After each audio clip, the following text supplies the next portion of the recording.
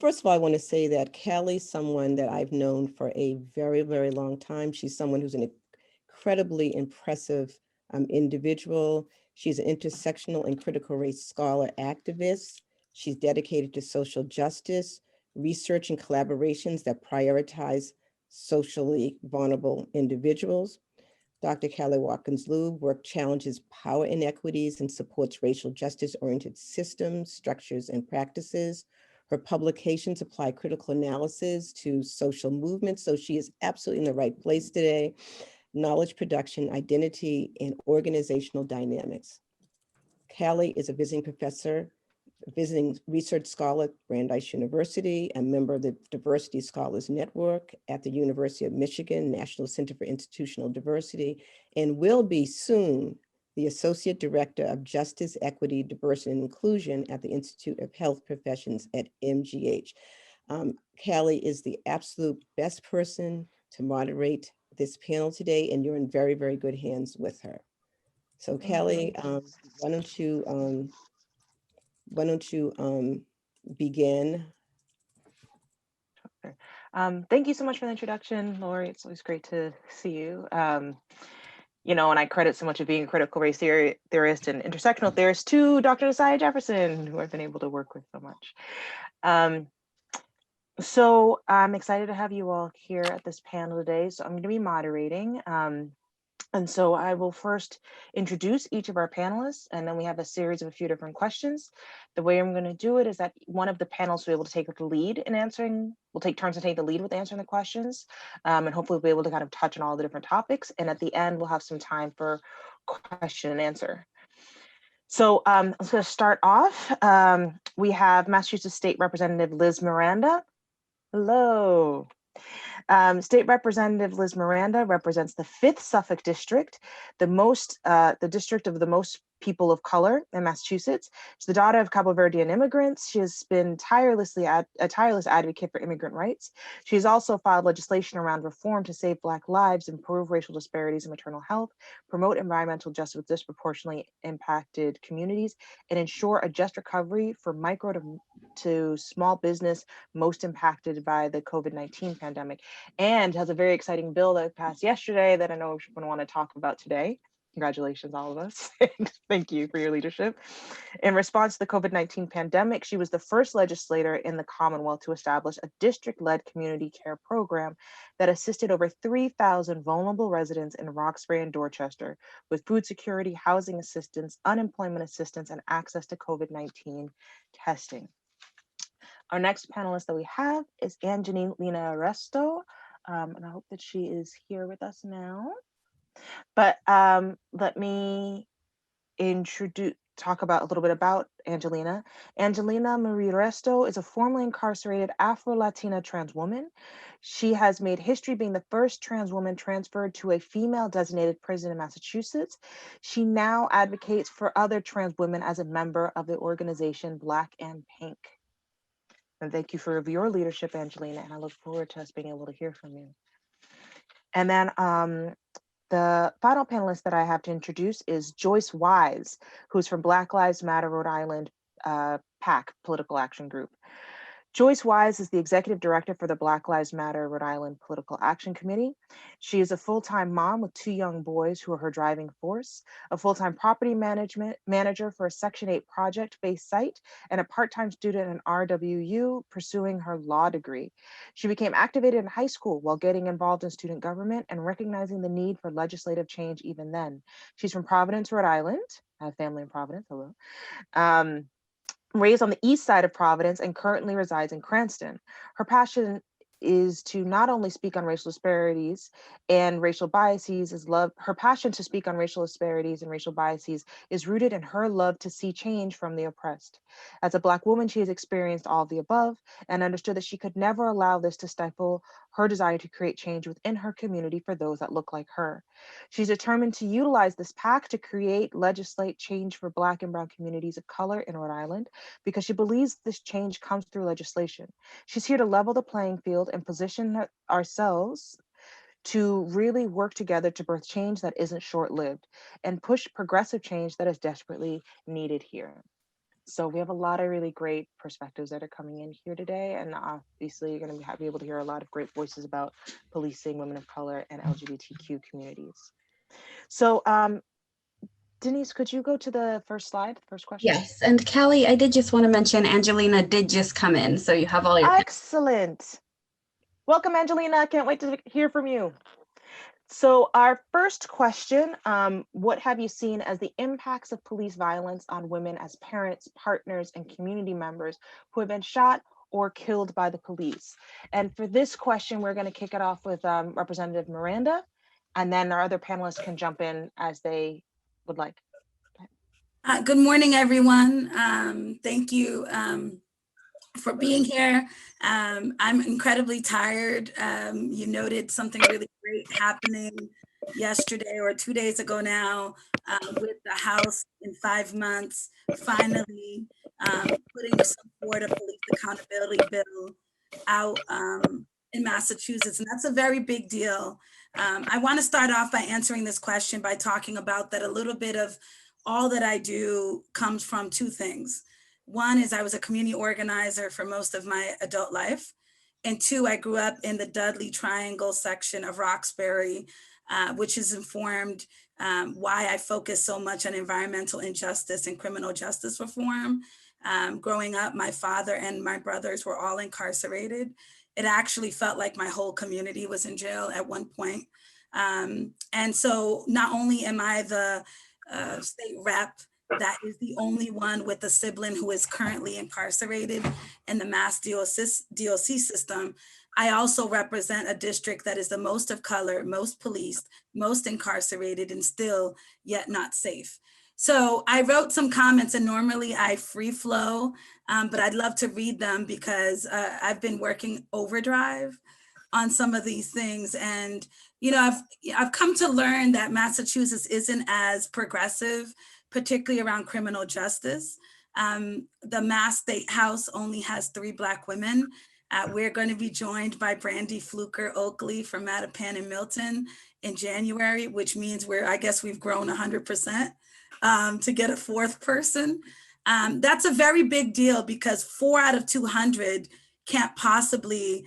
We're doing yeoman's work to really get the agenda of Black and brown women's bodies across the finish line, and it's been incredible work. And so I just want to take it back to say that really the work that I do is rooted in the historical context that Black women have constantly and always been brutalized and had it codified into law. When you think about state violence, you know, when the Civil War ended, people thought that we were getting into a place of liberation. But really, we kind of renewed the birth of state violence against Black women. And you saw that for the next 100 years under law, white men was murdering, abusing, raping women. And this historical truth, and just, it's painful to hear, I think, for a lot of people, but this historical truth has had a ripple effect, not only in society, but in law and government. And when you think about the stereotype and the culturally held beliefs of Black women, promiscuity, overly aggressive, prone to violence, can handle pain, less deserving.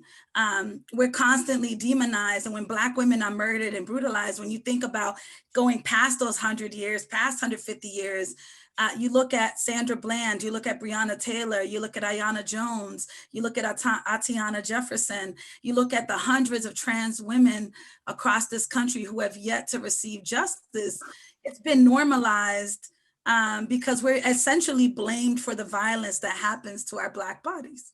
And this includes, like, when you think about judges, juries, the penal system, and not only just policing. And so I'll end by saying that we don't hear as much about Black women who are murdered in mainstream media outlets. We're not given sort of that fair share of sort of attention.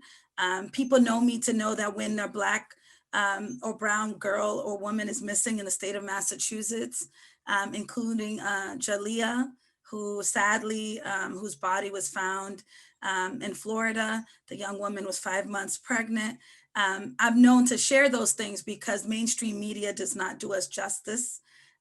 in terms of finding and recovering our bodies. And so I would just end by saying that this is long-term, traumatic, far-reaching social, political, and economic consequences because we do not center Black women, although we are sort of, not sort of, but we're the most brutalized in this country and have been so since the founding of this country. And so I don't think we just start with policing. We sort of start with the historical context when we look at colonization and slavery. And it's had long-term effects multi-generationally in our communities and our families. Thank you so much for giving that kind of bigger, broader perspective of our historical context and how it keeps having implications on how we're living today. Very real, serious consequences. Joyce and Angelina, do either of you want to speak on this question? Good morning, everyone. My name is Angelina Marie, 57-year-old transgender woman. I'm just like commenting on, I've seen so many things, especially when I moved from Springfield over here. I was living at the Walmart and shelter temporarily. Then Scott already got my place. It took me 5 months. And I saw things like with policing that it was horrible how they treat all these people out here in mass marathon, because that was the area that I was in. That's how they call it, my own mass marathon, however they call it. But it was like, I seen so many police, how they treat the women. And then there's so many transgender women out here that's seeking for help, but don't know where to turn to.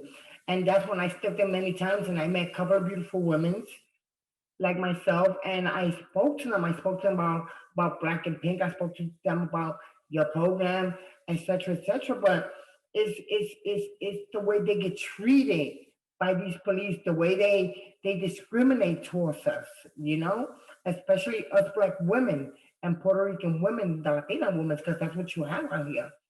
And it was so I can't even explain the right way to say it. It was just so cruel to see these people. They were making them feel like they were worthless, that there was no one, that they were pieces of shit. It's sorry to say, but that's how it was. And I lived through this moment for 5 months. That there was time I called Mike a couple of times and I was crying the majority of times, and Michael, I can't deal with this. I can't deal with this. But I wrote it down, you know. And the best thing about all this was that even though in the area that I was living in, that it was infected with drugs, me as an ex-addict, you know, that used to do my heroin and my coke and all that, I stood strong. So I pat myself on the back for that, to be around this atmosphere with all these drugs and policing and being treated unequally, because I was even discriminated in the shelter that I was in. And it was so sad that there was only one person I could reach out to was Michael, you know, Mike Cox. That was my comfort. That was my pillow to cry on, you know. And if you people come out here and see what I'm talking about, you should say, "Damn, I see what Andy's talking about." And how we get discriminated is the most thing out here. Discrimination, that we don't have the equality or the equal rights like everybody else. Thank you, Angelina. I really appreciate that. And yes, congratulations on standing strong. That is a huge pat on the back. And I really appreciate how you also were talking about like that targeting, right? Like I think sometimes when we hear like discrimination, we're thinking, oh, it's just like a passive thing. Like you just happen to tilt a little, but no, there's also like intentional cruelty. Joyce can't hear anyone. I don't know if Denise can help with that or so there's like an intentional cruelty that gets targeted specifically at like trans women of color, Black women, at brown, like, so actually you're kind of in the crossfire of this really kind of laser cruelty. And it has very real consequences. And so thank you for bringing all that. So we have these connections between the historical context and very much so the personal way that we're navigating it and what it means. So I know Joyce said that she couldn't hear anything. So I'm not sure if she still can't hear anything, but I was going to ask Joyce if she wanted to comment on this question. Okay, I can hear now. Excellent. I just didn't hear, I'm sorry, I didn't hear all of the question. The question is, what have you seen as the impacts of police violence on women as parents, partners, and community members who have been shot or killed by the police? Okay, so first off, I want to thank you, ladies, for having me on this call. I'm very honored. State Rep Alessandra Williams, I'm so honored to have this conversation with you. I've heard great things about you and what you're doing here in Rhode Island.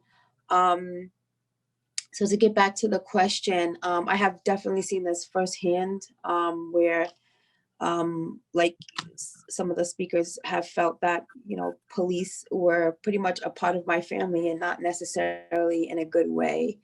I was raised with, you know, my father not being there because he was incarcerated for most of my life. And then, you know, they weren't necessarily people that, you know, were taught to really protect us.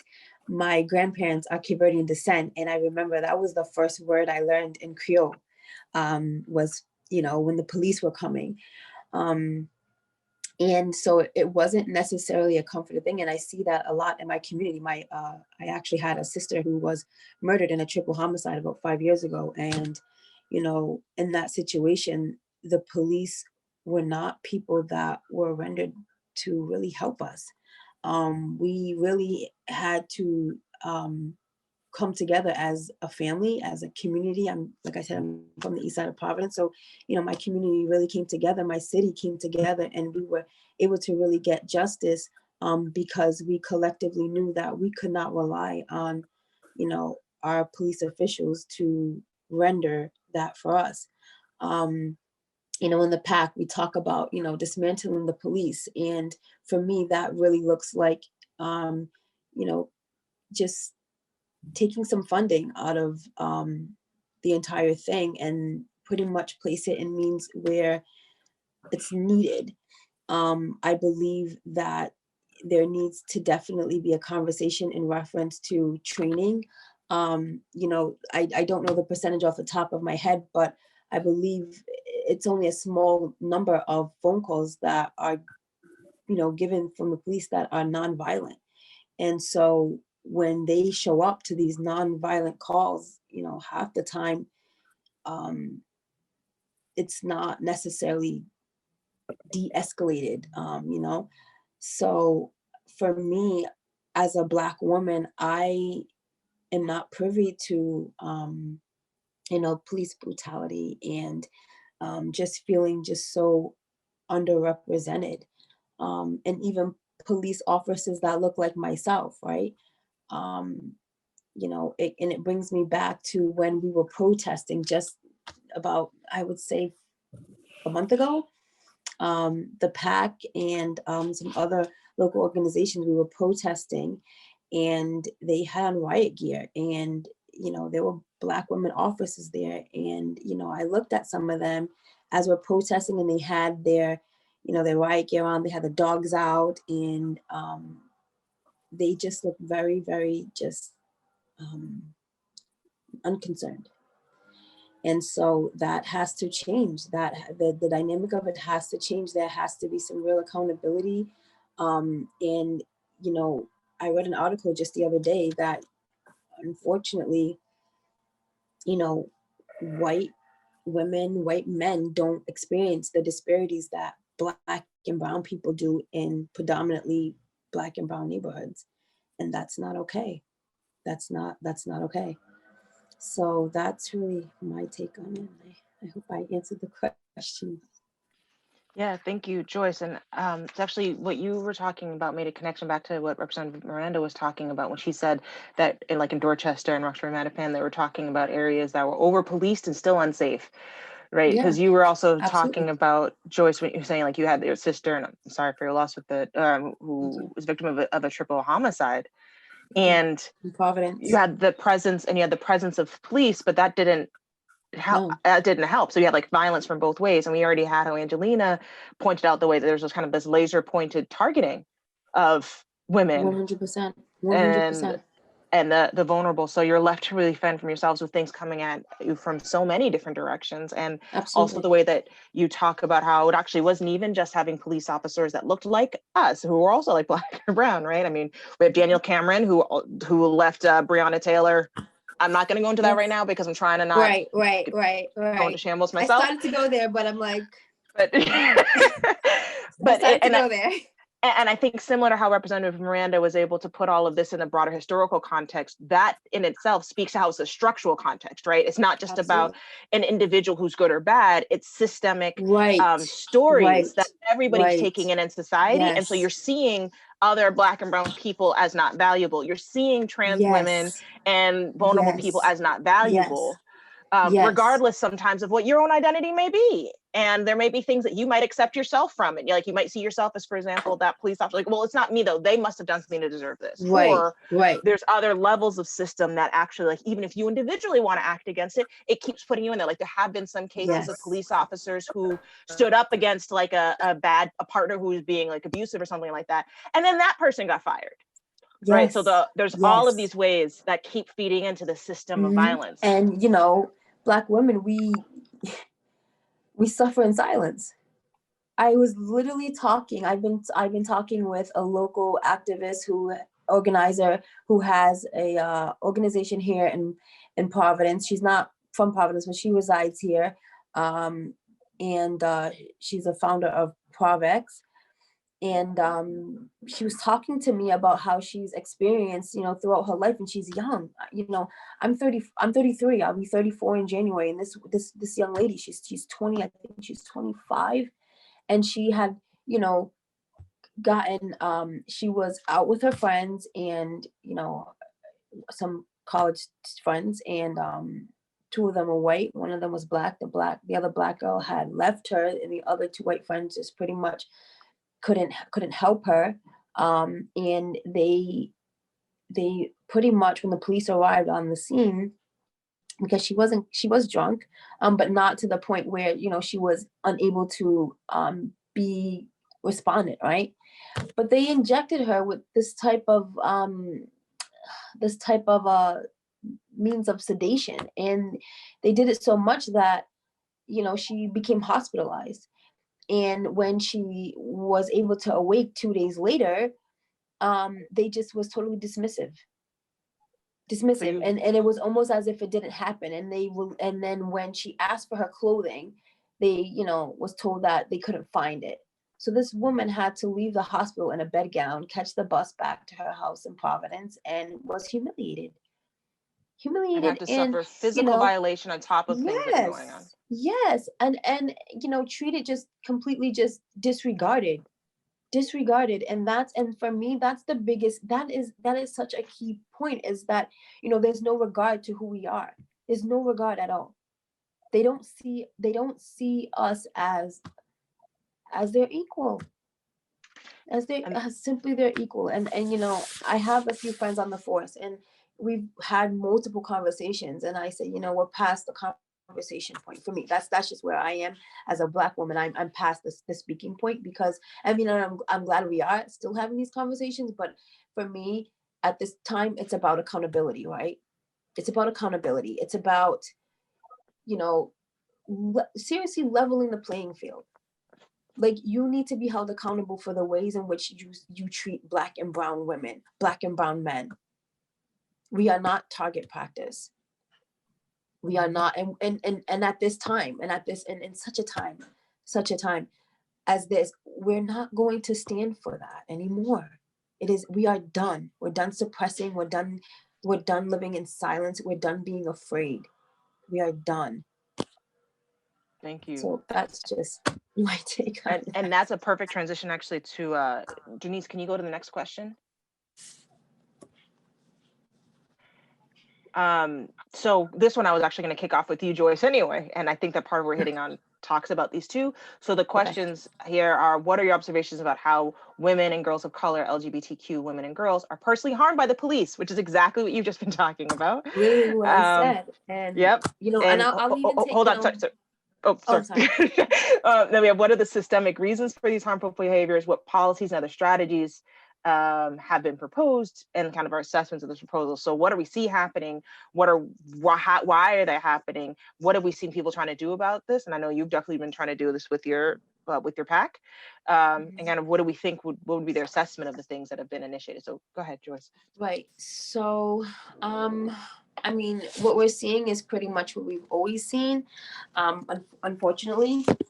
where Black and browns are being targeted at just catastrophic rates. And, you know, throughout the country, it's not just one particular area where, you know, I remember before where when I was a little younger, it would just kind of be a means of just hearing about that, like in the South. But that's certainly not the case here. I've seen it firsthand myself with protesting here in Rhode Island, in with my pack. And so for us, essentially create the change in legislation, right? So what we had been working on was, you know, the endorsement process. And out of the 9, I'm sorry, I'm still at work. Out of the 9, we won the 7. And so those progressives that we did endorse, you know, they're for what we are for, and that is conversations about dismantling the police. And what I mean by that is, again, shifting the funding, you know, and I had personally really advocated for, you know, when you start messing in finances, and when you kind of, you know, tap into that, that's when things really change. When you know, and that, again, it's all intertwined in the accountability aspect. I think that in communities where it's still unsafe, where there's more policing than ever, there needs to be some I guess some means of just making sure that if an officer is in that area, that he's not like harassing, but he or she is actually there to serve. I think, and that's another, you know, thing that I brought to my fellow comrades when I spoke to them. I'm like, you know, that's an intricate piece that you guys really forget that you're doing. And when we were protesting and they were having the riot, yeah, I said, we were chanting, "Who do you protect? Who do you serve?" And I'm like, they forget that you're in the business of serving. To serve means to, you know, to lend yourself, to extend yourself, and it's not contingent upon what that person looks like. So for me, I feel as though that is the only means of which, you know, change is really going to happen, is really holding them, you know, financially responsible. And I know that, you know, it's union based, but something needs to be done, and now, like, it's not a matter of just waiting for another instance where we're seeing another George Floyd situation happen, or, you know what I mean? It shouldn't take all of that. We've seen that far too many times. We're experiencing it now, and it's definitely something that needs to be brought to the table for sure. And yeah, that's really my stance on that. And so with yours, we're talking about leveraging different types of power. You're leveraging the power around endorsements, and then trying to actually apply pressure in terms of the unions and finances in order to make sure that these systems can actually be serving the community and reform. Representative Miranda and Angelina, do either of you want to jump in on the question? Yes, I do. Go ahead, Angelina, and then Representative Miranda. Do you hear me? Yes. Okay. Yes, I was like hearing to the girls speaking now, and it's like, you remember when all of us seen when they had the knee on George, that he was saying, I can't breathe, right? With the things that I see out here with policemen out here, is that they need to be reinformed. Sometimes when I look at this world, I look at the people and the things that I see out in this world, I don't have to have a knee in my neck so I can't breathe. I stay with our brothers and seeing the brutality, the discrimination, the things they do to all our women, you know, not only to trans women, but to the other women also. So when I see things like that, I stay with our air. I don't need a knee in my neck so I can breathe. Just by looking at it, we stay with our breath. And this is something that we do have to change in this community, is we need new reinforcement. They need better training. They need better answers, and learn how to use pronouns towards the people out here in this world.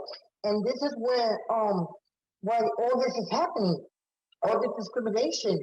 I don't have to have a knee in my neck so I can stop breathing just by looking at what they're doing to us. Each keeps living fire breath. So if it takes for me to go out there and protest and get people to stand out there with me, okay, so we could breathe better, I will do it. I will have to start doing this. It's because the pain that we go through, not only for myself, okay, because in the system, when I was in the system in the men's prison, not going back that I want to go back to my past life because I'm trying to let that wound heal. But I have to talk about it so everybody can know what's really going on in this world. And it's sad to say that I go through some times and I end up getting raped. I've been raped 3 times. 3 times. So there's still a wound in me. They leave me without air. I don't need a thing in my neck so I can stop breathing. Or I can stop saying, please, I can't breathe, I can't breathe. You already took my breath away by hurting me this way to force me to do something that I didn't want to do in life. You know? So this is something that this police have to be reinformed. They have to get a better training, have to get better acknowledgement of people, places, and things, and how to treat people is the main thing. Stop the discrimination, stop the abuse, stop the racism. Okay, let's live as one.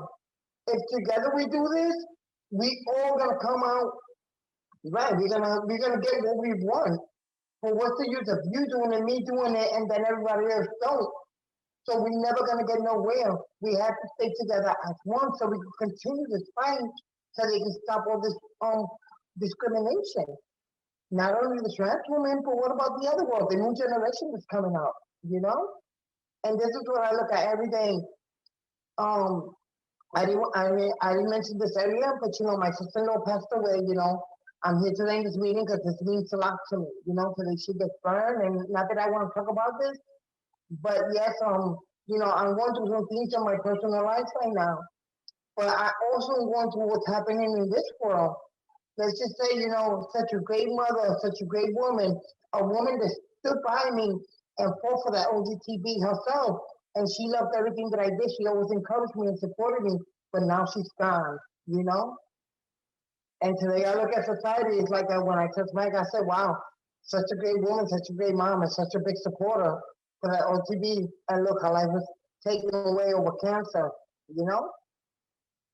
And it's sad to say that, you know, a woman that stands out here and fight for what's right get discriminated, you know? And it's sad. Every day is something new in this world. Nothing changed, especially in the Mount Marathon I hear in Mass Ave. Thank God I'm all the way down Revere now, and it's a different life for me. I see very different things than what I've seen over there. But yes, as we people, we fight for one thing, let's fight for everything else too. So we can get things done the better way, you know? Thank you. Thank you, Angelina. I'm actually let Representative Miranda go straight from that. I know you had more to contribute to this as well. Yeah, I'm going to be really quick, and I'd like to actually combine question 2 and 3. And I want to really focus on 3 important things. Massachusetts, it was really great to hear from Joyce about Rhode Island because most of New England is very similar, but I don't have that context. But we have 351 towns and cities in Massachusetts.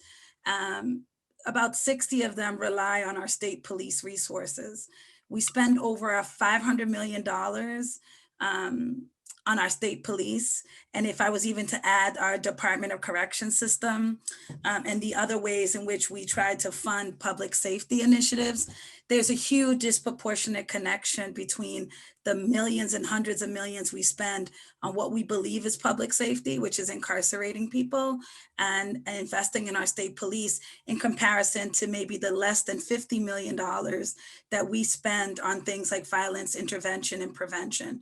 And so I'm in my first term. I just won my second election. So I guess I'm a 2-term elected person. And when George Floyd and Breonna Taylor and Ahmaud Arbery and Rashad Brooks were killed, I did not start at that point of my trauma. I remembered vividly Amadou Diallo. I remembered Sean Bell.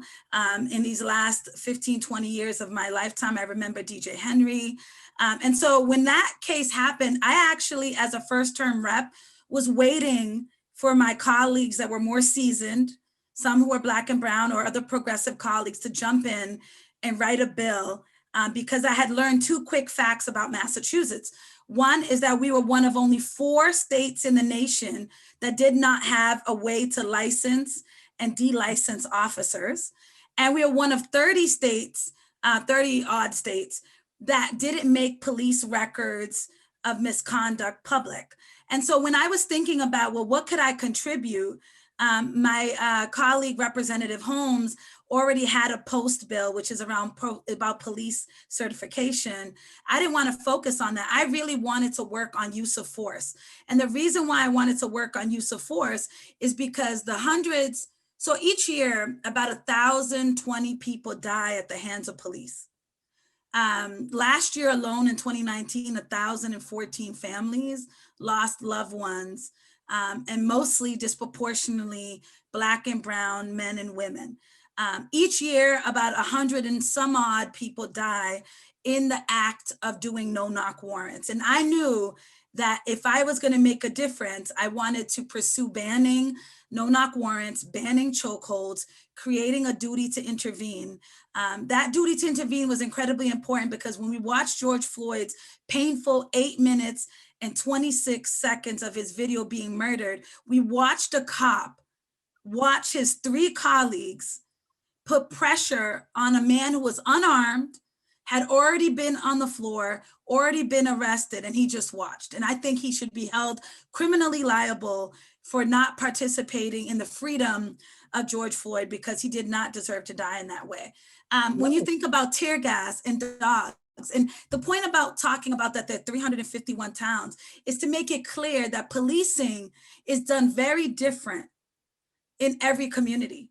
I still remember being a college freshman and coming to my community and being told by officers, and excuse my language here, to shut the fuck up while I watched them take pictures, illegal pictures of young men standing on a stoop. We know that those pictures ended up in a police station that then could be picked out of books, that therefore young, free men who have not committed crimes have then now been sort of catapulted into a system where people can false identify them for crimes that they did not commit. And so I think it's important to understand the truth about the context of what we're living in. And Boston and Massachusetts play a critical role because we actually had the first police system in the nation. And that was created to essentially capture African Americans and return them to slavery. And in some cases, and actually many cases, because we had a free Black population here in Massachusetts, bringing people into slavery that had already been free. And so we have this system created that has never been about protecting. And Angelina and Joyce talk about this, is that you cannot legislate and you cannot police mental illness. You cannot do that for addiction. You cannot do that for poverty.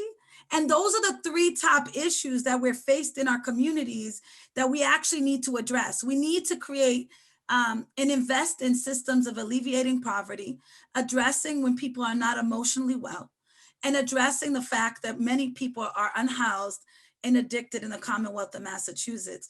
Massachusetts has had the greatest growth in homelessness and family homelessness and food insecurity than any other state in the nation. While we have 1 in 20 millionaires in Massachusetts, 1 in 20 people are wealthy in the state of Massachusetts. And so we do have a state that is deeply divided. And I just want to leave you with a fact. I've done a lot of work in looking at Black trans lives. And 30% of Latinx trans women and over 50% of Black trans women who have participated in sort of the underground economy, crimes of survival, have reported police violence. And they're 4 times more likely to be sexually assaulted by the police. It might look very different. So some of them are being groped. Some of them are being told that they need to perform sexual acts instead of becoming free. We talk about, how did a traffic stop lead to Sandra Bland's death? A routine traffic stop led to a woman being killed, and no one still has answers for her family and for that community. And so we have a challenge here, not only, and I like to bring it back to the Commonwealth because there's been this false narrative. When you talk about the bill in the police unions, Massachusetts has 4 really big police unions. And, you know, I also have family members and lifelong friends who chose to go into policing in their eyes to participate in a system to make things better, right? And many of them have stopped talking to me. I even have my police stations captains, some of them refuse my calls because it's this narrative that police lives matter more than regular residents' lives. And, you know, there's this equity problem and justice problem in realizing that when we value people, those that are most marginalized need us to put more focus on them. Those that are voiceless, those that cannot speak for themselves. Angelina talked about the pain and trauma of being incarcerated. We have a system here in Massachusetts where Black and brown people are less than 20% of the state's population, but make up over 70% of our DOC population. That is not equitable. We are not inherently more violent. And so therefore we have a racial justice issue. And I would encourage everyone, you know, since I was looking at 3 and 4, to realize that we have, when they say Houston, we have a problem. Massachusetts has been long hidden under this cloak of liberalism that is not true. It is not true. And particularly criminal justice, we are not progressive. We passed a law 3 years ago on criminal justice reform, and many of the mandates have yet to be implemented and tried and true 3 years later. And so as a legislator, you know, I feel like the op sometimes because I'm in a system where it's deeply male, deeply white, deeply moderate, deeply suburban. And I am none of those things. And so it's been a hard battle, but I'm here to help fight with you all. And I hope that some of those facts that I shared encourage every one of you 56 to 58 people on this call to know that you must act. You must not be afraid to basically highlight the issues around policing, particularly against LGBTQ communities and people of color. Thank you, Miranda. You really covered so much important material there, and I really appreciated all of the concrete policies and initiatives that we can do and how it's been happening right now. It was very, very helpful, informative. So I think let's go to the third question, Denise. So this one was asking about the health and mental health impacts of police violence on women, girls of color, LGBTQ populations, how they're manifest, and how should care professionals, spiritual leaders, and others in their communities address these challenges. So this has already started to come up a bit in the conversation. And I'm going to kick this off with Angelina, but I'd like us also to really think about, so what are the impacts? I'm really focused on what can we do about this? How do we respond to this? To take care of ourselves and our community. So go ahead, Angelina. Okay, once again, I'm here. Yeah, it's a big impact. For me, it was a tragedy for the simple fact that, I went to prison to do time, not to get raped.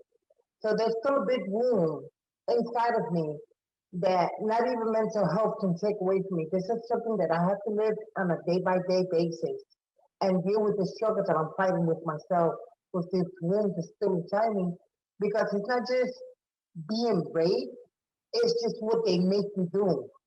So the wound grows more and more every single day. But not only one time, I've been raped 3 times. I always say this in my presentations and any time that I speak. It's not easy to get over this.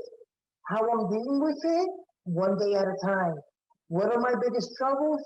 Sometimes, many times like yesterday, I had an MRI. Let me give you a perfect example. Yesterday, I had an MRI because my spine is crooked.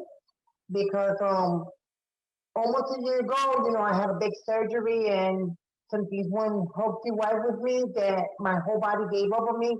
If y'all was to see me, I'm not the same Angie. I'm strong though. I'm still that strong woman, but my way of being, walking, and starting my whole life over, it's been real hard for me.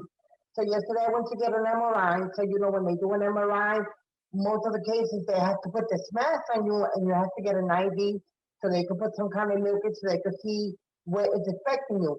So every time they put that mask on me, I get a flashback because when I was raped, my first rape, the guy had a mask on. So when they put that on me, I start crying and I explain to the doctor, listen, you have to give me a shot. And I explain to them on a daily basis that every time I go to the hospital, if you put something in my face, the first thing that's gonna come to me is when I got raped, you know? So, and they understand it, but they don't because I have to get these exams done. So yesterday I was in the machine and I was crying because, you know, she had that mask on me, so I kept pressing the button. I said, listen, once again, this is the question. I couldn't breathe. I didn't need a leg on my neck, so I couldn't breathe. Just because of that impact, that mask, I couldn't breathe. I was living back that momentum when I was getting raped just because of that mask that they had on me because the person that raped me had a mask. And it's not easy, you know, to talk about this, you know, and this is what breaks me down all the time I talk about this. And I was telling the doctor, listen, I can't put the mask on. And I started explaining to her why, you know, and she started crying and she says, oh my God, you know, see, this is still a wound that I have to live with, even through my doctors when I go get these exams and stuff, because my health right now is not that great. So this is a perfect example. A mask doesn't let me breathe. When I gotta wear that mask to go outside, sometimes I stay without air myself, you know? So this is what's been affecting my life. That sometimes don't make me go forward, you know? But the first thing that I think about, hold on, I can't let this jeopardize my life or everything that I've done, everything that I have succeeded in these 2.5 years that I almost been out because of this mess. So I fight it. That's what keeps me strong on a daily basis. Because if it wasn't because of you people, black and pink, and all the people that support me and love me, I don't think I'd be here in this video with two people right now talking. Because I'm still traumatized from all the things that I went through in life in my past. I'm not blaming no one but myself. But did it have to be that way? No. It didn't have to be that way. You know, and this is something that I gotta live with. Not them, not you, but Angie, you know? And this is one of the biggest wounds in my life. And this is what I go through sometimes. And I break down in my presentations on my gigs because when I talk about it, I'm living it again. You know, I can see it, you know? And it was a big thing yesterday with my doctor trying to get this mask on me while they were doing my MRI. That's one of them. And then the second impact is, like, once again, that things when you walk out these stores sometimes, and when you get on this train, when you go to places, people and things, the things that you see, you know, it needs to really stop. How can we stop and no one has the questions, only us are the answer to this? I know if I stand up and you stand up and black and pink stand up, but what about the rest of the people? Who's gonna follow us so we can stop this? Is the question. Thank you, Angelina. I mean, what it means to live survivor, and is also so many of us are dealing with living with the trauma, right? And it shouldn't have to be just individuals carrying this. Actually, you shouldn't have to walk into an MRI every single time and regularly relive that to be able to receive the care that you need. If we have like a shift in how we engage with all, right? And we actually can listen to people and hear like, what, you can't have a mask. You can't have a mask. I don't need to judge it. Like what are our alternatives, right? Can make such a difference. That's part of the procedure for the MRI. They have to keep your mask Sure. on. So it can be checked. But for me, it's something that affects my life because of what I went through when I got raped. The person had the mask. The rapist had the mask on. So I couldn't really see. So every time they put that on me, I don't know what's gonna happen why I have that on. So it's a traumatized to me. It's traumatized. It made me live that moment again. And that's what breaks me down, you know? And no one understands it but me, you know? Mental health doesn't understand it. As many times as I try to explain to them, you know, what is it that bothers me and what are my flashbacks and how I relate my moments again? Only Angie knows because she was the one that was there while all these horrible things were happening to me at that moment with that mask on, you know? Yeah. And this is a wound that is very, very hard to make it disappear in a snap. You can't. You have to live through it. For how long? I don't know. It's been already 18 years about this. And still today, when I talk about it, I still cry about it because I relived the moment. And many places when I go to my presentation, there's something worse that I did too, and it breaks me down. With my MRIs, it breaks me down when I go to physical therapy, and sometimes I gotta put something on and poof, I live the moment because they were making me do these things while I was being raped, you know? So these are things that really affect my life. And yes, it's a problem. The problem is mental health can fix it. Only Angie can fix it. I'm doing my best to try to stay strong and not backtrack. I'm trying to climb many stairs that I can. I'm not trying to go down any stairs. I came, I came from the bottom and I'm going all the way up. I don't want to go back down. I never want to go back down because I know what it does and how it can affect my life, you know? Thank you. Thank you, Angelina. So I know Representative Miranda actually has to leave a little bit early, so I'm going to skip back to you again to let you have any kind of final thoughts that you wanted to add to this or before you have to leave the panel today, and then we'll go back to Joyce. I just want to say thank you to Angelina for being so brave. I mean, I was even listening to Joyce, and her story is so similar to mine. 3 years ago, I lost my youngest brother to gun violence. And what you see is this common thread of folks who are marginalized or from marginalized communities having to go through cycles of victimization and trauma. And one of the things that, I've been working on diligently is that there has been a lack of access to culturally competent mental health services. My district is largely Cape Verdean immigrants, Latino, folks from the Caribbean islands, African Americans who came from the South and the sort of Great Migration, and Vietnamese folks. And so therefore, if there isn't care in their language of choice, if there isn't care that understands the cultural nuances, and if there isn't care in community, that's where our challenge is. I have 3 great community health centers, and I've been working diligently at the state level to ensure that when we are talking about mental health services, that we not only make them available in multiple languages, but that we make them in community, because policing cannot help people with their mental health challenges. I mean, I think that is one of the greatest challenges, is that police only respond to 4% of violent crime in this country. The other 96% that they're responding to are things that they are not prepared to or don't care to respond to with compassion. And so therefore they cannot help us with our addicted brothers and sisters, our unhoused brothers and sisters, that essentially they've been put in positions to do a job that they cannot do. And the other challenge is when we put social workers in police stations, they come from 2 different trains of thought. And I hear from many police social workers who tell me that the environments that they're put in are essentially unbearable. And so I work closely with the National Association of Social Workers to increase the number of social workers that are present when there is crime, when there is violence, when there is harm.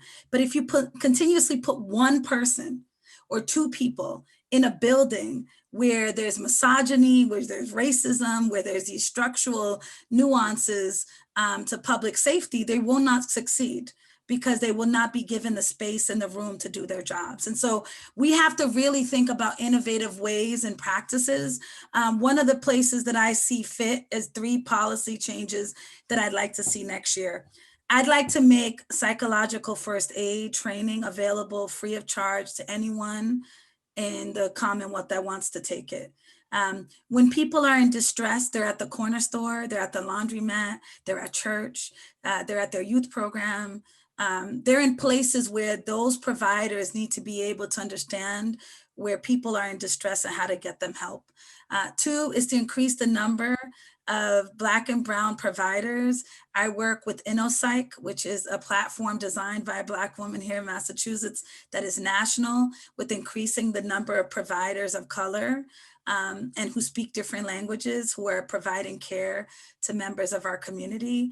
And lastly, I want to make it very clear to my progressive brothers and sisters, Act 2963 that's now on the governor's desk is not the end, it's the beginning. And I'm very proud that in 5 months, in my first term, that we got Massachusetts to do anything, to be quite frank. And now that we're banning chokeholds and then we're severely limiting the use of crowd control tactics that have been damaging to our communities, that we've created sort of another layer to almost ban no-knock warrants. And I tried so hard to ban them, and to create this duty to intervene and de-escalation, all these things. This is actually the beginning. This is the beginning of holding your electeds accountable. When you talk about accountability, you can not only hold the 4 Black women accountable for holding the burden of a system that was created and designed for them to not even be participants in that, equal participants. And so therefore that you have to, if you live in Lowell, if you live in Plimpton, if you live in Abington, if you live in these places where you understand that they do not see the same way that we see justice and equity, that you have to hold those folks accountable, because what they do is they hear from people just like them who tell them that there isn't a problem while we have a problem. And so I want to thank my panelists today. Thank you to the organization for inviting me. I'm so excited to be on your external advisory board. And I hope that if you guys want to learn more information, you can email me or go to mahouse.gov and look at some of the stuff that I'm doing. I'm coming back with a fire. When I was first elected, I tried to get to know my job. In the last 20 months, I think I've been, I don't want to say the fire inside, but I've been moved in ways that I didn't expect to come back my second term and now come unafraid and deliberate and afraid of nothing, in the old words of Audre Lorde, to come back and to really address some of the issues that I see in the Massachusetts legislature, and there are many. So thank you all for being here today. And I hope to look forward to continue this conversation, because when you have these type of conversations, you cannot stop.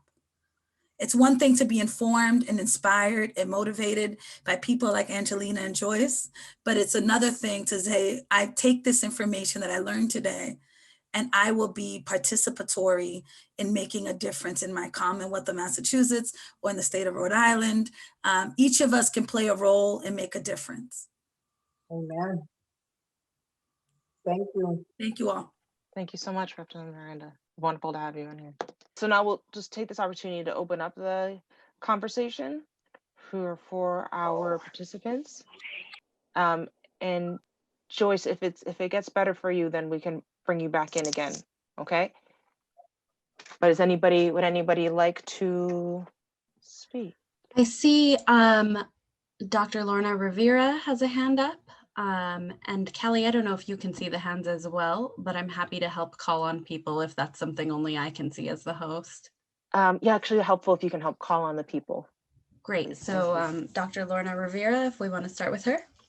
Well, thank you. Just Lorna, appreciate it. Again, thank you, Angelina. So heartbreaking to hear your story, and your courage is inspiring. And you, Joyce, as well. Sorry we lost you. I just wanted to share too, I share some of your background as well. I'm a professor at UMass Boston, but my family were also involved in a lot of gangs. And have family incarcerated, and have family members that went the other path, joined the military, and are also police officers. So it's complicated in many of our communities, right? What are the choices for us? But I wanted to bring up the issue I raised in the chat, because I also serve on the Boston Public Schools board, the school committee. And the issue of disciplining Black and brown girls, it's worse than it is for Black boys. In fact, girls are disciplined much harsher, are expelled. And so I do think that we really, that should be a policy issue, and maybe it's been brought up in some of the other sessions, but I just think that this issue of school police officers, has to be one of the beginnings of this disruption, right? Of this prison pipeline. And in Boston, it's been deportation even. And someone in the chat raised the issue of the gang affiliated lists, that many of our school police keep and report to the BPD and the BRIC. So anyway, just wondering what we could do as well to think about this early, right? The policing of girls, the policing of Black and Brown young bodies. What can we do about that?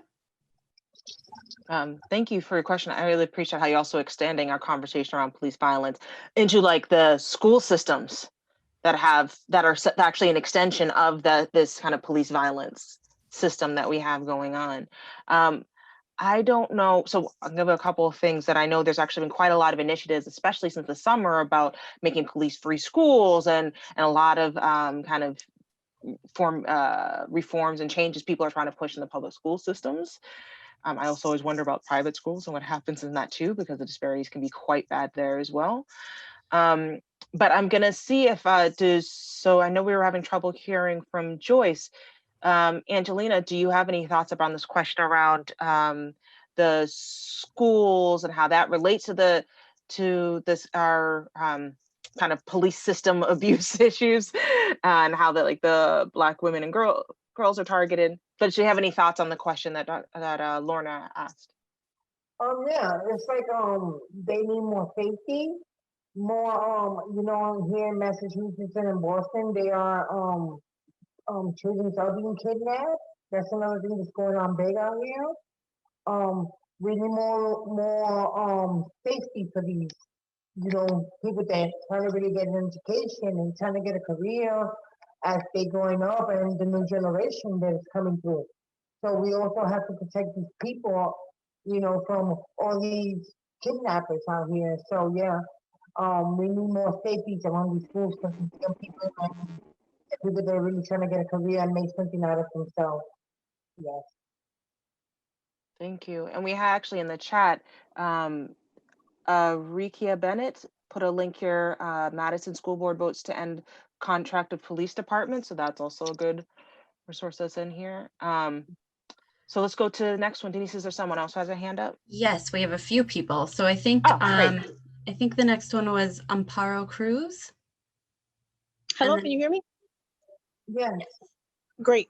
So I just wanted to make a comment. So when Angelina was talking about, being marginalized, right, and going into a hospital setting and not getting the support that she needs. I work at a rape crisis center, and a rape crisis center has free and confidential 24-hour support, right? So we provide emotional support and advocacy. So a lot of times, if folks may not understand too, that there's a services available for them that they can access, right? So when we talk about, just being in those settings, that even the people that are supporting you in a hospital setting might not necessarily get the fact that it's an additional support that's needed, right? So it goes beyond sometimes the care they're trying to give, because when a person is triggered by an incident from before, it takes a little bit more care to work with them so that they can accomplish the work in that hospital setting that they need to do with them. And if they work with the survivor in that particular aspect and supporting them, then the survivor is going to feel more more confident and will trust in them in that process to be able to follow through in that particular hospital visit. So, rape crisis centers throughout Massachusetts, I can only speak for Massachusetts, they provide this. A counselor is always available 24 hours a day. So even if a person gets triggered in the middle of the night, they can access these services. The other thing was when Representative Miranda was talking about, going out where distressed people are frequenting, right? So it's about, sometimes as service providers too, we need to connect with the community instead of waiting for the community to connect with us, and being able to go to the local places and just think a little bit. We understand where there's a pandemic, but we need to continue reaching out to folks, because if it was hard for folks to access services before, it's even harder for them to do it now. So we need to think a little bit outside the box and be able to connect with local shops and laundromats and supermarkets and churches, all these different places that the community, because the community is hurting, right? So I just wanted to say that those things, because those are two things that came up, and I thought it was fantastic with Angelina and Representative Miranda bringing that up. That's it. Thank you so much, Amparo. And if you have the information, if you could drop a link of your organization in the chat, okay, would be great. And we have so many great things are coming up in the chat too. So I encourage people to look at that too. Any rape crisis center throughout Massachusetts, wherever the person's local.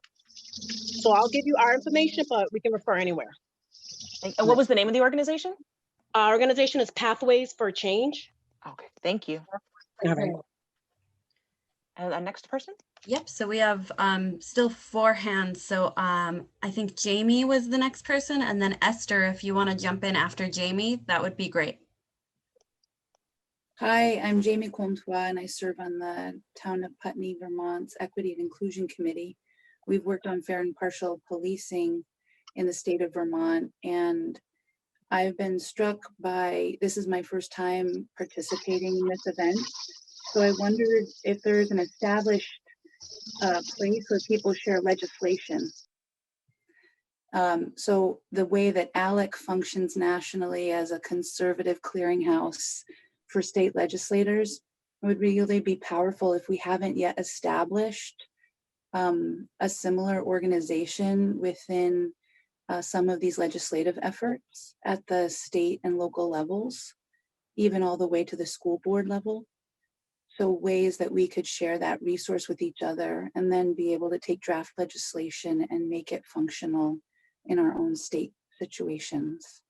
Well, one of the things, this is Lori and Zaya Jefferson. I'm the director for the Center for Women in Politics and Public Policy.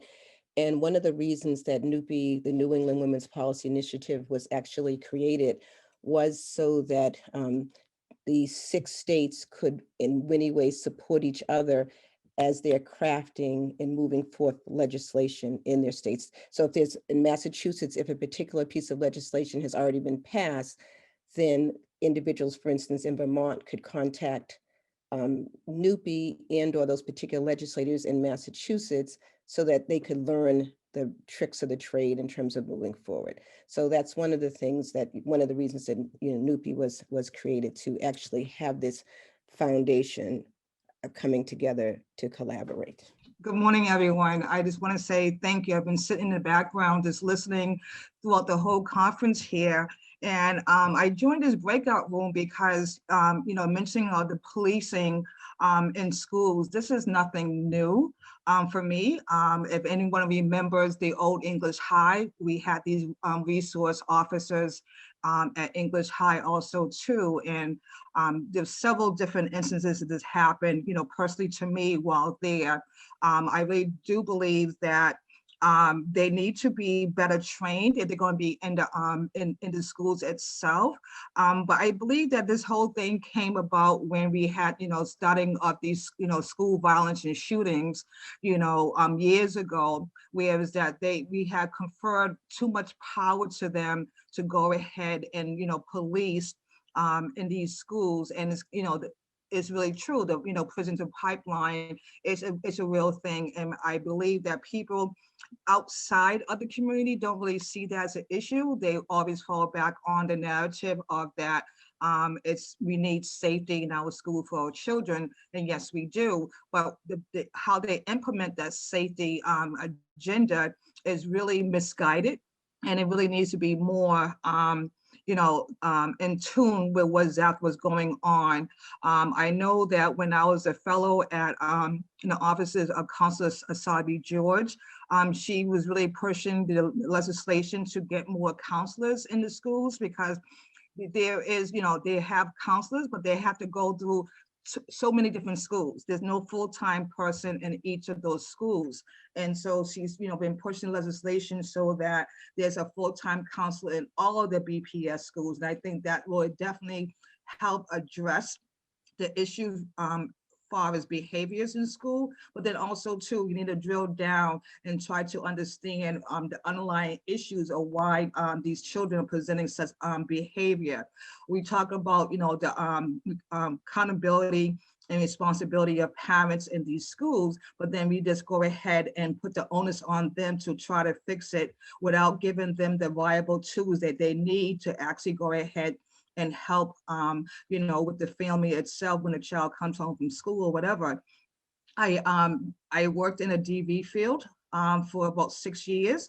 And I realized that over the years I spent in this field is that there's a lot of these women and these young children who are being penalized because they're in a situation that is toxic, is abusive, and people don't seem to understand that they do have a higher percentage of engagement with law enforcement because of the nature of the relationship that they are in, and they get blamed.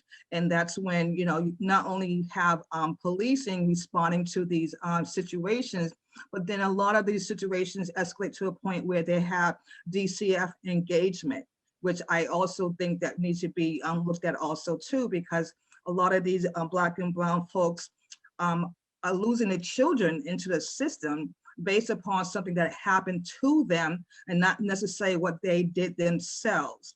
And we really need to, you know, go below the surface and drill down about, you know, how can we actually support them. There's a lot of resources out there. There's a lot of organizations out there. And unfortunately, it's not enough. I would like to see a point in time when we actually do not have these organizations, whereas that the issues are being resolved in a way where is that there's no longer a need. So when I'm in this field, I always tell my, you know, the people in front of me that, you know what, I want you to put me out of my job, you know, as, you know, working in the DV field or the homeless field or mental health or substance abuse field also too, by giving them viable tools that's not going to be at the whim of budget cuts. A lot of these organizations are working on a shoestring budget, and a lot of these services are not fully implemented because they don't have enough budget to go ahead and give a full service delivery plan. I just want to also too mention that we was talking, listening to yesterday's conference also too about the fact that the substance abuse, mental health, and homeless population, the conversation is not there. I have been, you know, in this field for over 30 plus years. And when this COVID-19 hit, you know, that population, you know, the conversation is not on a national level. It's here and there and it's spotty. My main concern about policing in this homeless population is the fact that a lot of my former clients are not able to get housing because of the quarries. And I think that needs to be addressed also too, where is that, you know, they get, you know, sent to jail because there's, you know, sitting in Boston Common or downtown Boston, or, you know, they respond to a shelter incident that could have been handled in a different manner and they get hauled off and arrested. And so when it comes down for them to go ahead and get housing, they can't get housing because of the engagement with policing. I know that Massachusetts has, especially Boston, has stopped the MBTA police from arresting, you know, the homeless population in the areas of the, you know, the T, but then also, but like I said, it's a little bit too late because the horse is already out the barn and they have these quarries which needs to be mitigated. So that's my 2 cents on the policing with that. Thank you. Esther. We have 4 more minutes now, and I know we had 2 more hands. So for the last 2 people. Yes, can we hear from Keith and then Erika to close us off? And if we maybe focus on the main points so that we can get both people in. Yes, thank you. I'm so in awe of all the speakers. Everybody's so brave, and I'll try to be brave enough to go quickly. You know, I just wanted to say, and I'm a young school violence researcher at Brandeis, learning all about all of this. And I've just started to tell people that the reason I'm studying it is because I myself am a victim of violence, you know, of abuse in the home and in the school. And what am I doing now, but at the advice of all of my advisors, removing my personal narrative from my science, because I cannot be an objective researcher, you know, if I'm that invested in it. It's not science if it includes my narrative, as if that's not where my science comes from or what little knowledge I have comes from. And so strangely, I think we have to tackle objectivity to be able to restore, you know, stories like Joyce's and Angelina's back to the, you know, the knowledge and the science and that they really represent. And I didn't hear that. I just want to say thank you all. This has been so amazing. Thank you, Keith. And Denise, who was our last person? Erika. Hey y'all, I actually had a question. I don't know how if we're gonna get to it. So defund the police is my preferred way to talk about abolition in modern context, because it makes people uncomfortable enough to reckon with possibilities outside of the institution of policing as we know it. I think we have to be more clear about the demand and be organized enough to do more education around the agenda as a policy framework. So I was interested in hearing more from Representative Miranda and Joyce around policy recommendations and kind of talk through talking points in a communal political education kind of space, because it's one thing for us in like academia or movement spaces to say defund the police. But if I'm talking to somebody in community who doesn't necessarily understand that framework, it's like, okay, well, defund the police and what else? So I think we have to dismantle the language and decolonize our folks' minds around the issue as step one to get more clear about our demands. I was just hoping to hear more about policy recommendations, but I think both presenters are gone. Thank you so much. That's a great question. And yes, I know with Representative Miranda, she has more things that I think we'll hopefully be able to follow up with the presenters who really are working on that. I will say I agree with you in terms of a lot of the work around defunding the police. And I think I'm also, as a policy one, I think some of the policy stuff that we leave out is that cultural part, right? Because actually the idea of police equal safety is so ingrained within our society that actually feels like a violation and people have a hard time imagining public safety without it. I talk about this all the time, and I'm sure you've seen this as well in your own work, but when people are talking about abolition, like people legit mean defund the police. They mean get rid of the police. They mean imagine a society where we're not having situations that are putting us in danger, where you're not having to feel that there is where we are able to be in care and community with each other such that we don't have a body that is needed like that. People are actually talking about that. But the idea of living in a society like the prison industrial complex is just so ingrained in our society, the idea of not having it is just so foreign. It's like a violation to hold it. So we've experienced such massive violence in this summer that people are like, yes, something needs to happen. And so there's the conversation is open for to say defund the police, but they're not quite ready to accept that inside yet. So everyone's trying to say, no, we don't really mean the defund part. This is my opinion of how I've seen things happening, myself being a movement person, myself being involved in all of these things. So I'm not offering everything in here, but I just suggest that we also think about that cultural part of the policy. What does it mean for us to actually prepare ourselves in our communities to actually imagine public safety and meaning something else, and understanding what community means in a way that is able to hold all of us, such that this level of violence that we're always being subjected to isn't accepted as just like the norm. So, and I'm hoping that we'll be able to follow up with all the other panelists as well. I know that we are at the end of the time, and I believe that it is probably going to cut off suddenly and kick us out of the breakout rooms. I want to thank everybody for your participation. I want to thank all the panelists. I want to thank all of you who had such great comments and questions here. Thank you, Denise, for all the work that you've done. Thank you, Lori, Cy Jefferson, for bringing all this together, and everyone else who's pulled together the conference and managed and moderate all of this. So with that, I look forward to how everybody's going to keep taking this into their own work and the rest of the conference.